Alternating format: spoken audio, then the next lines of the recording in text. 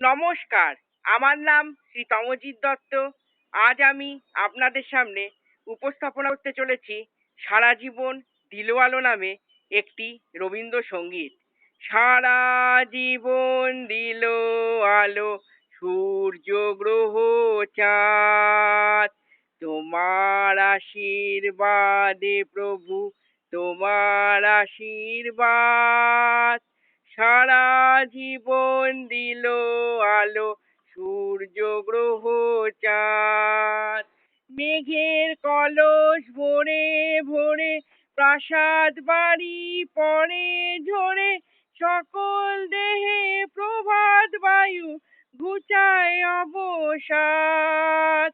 তোমার আশীর্বাদে প্রভু, তোমার আশীর্বাদ। সারা জীবন দিলো আলো, সূর্য গ্রহ চাঁদ।